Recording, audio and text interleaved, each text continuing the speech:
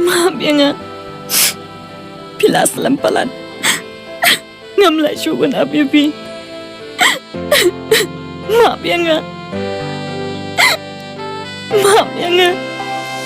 Kijing pos ni hukum umje.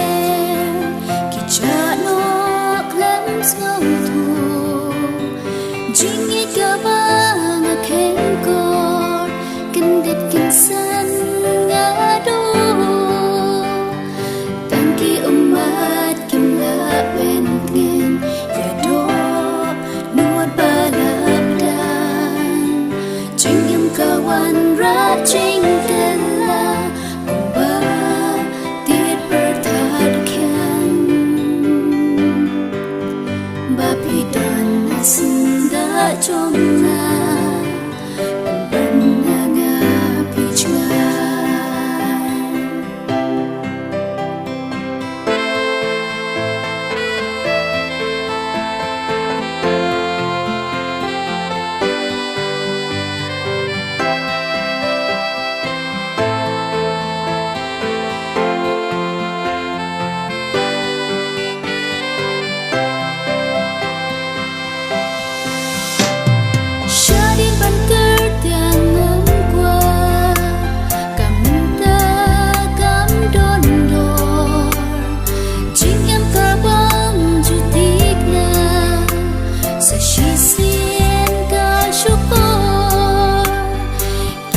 Was new but still then im la ban ai chinh hơn what la tình tình kỹ chu ven quen ta kỹ nông nông shu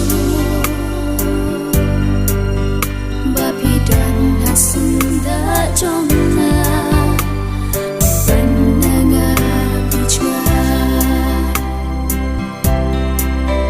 Bapi dan nasi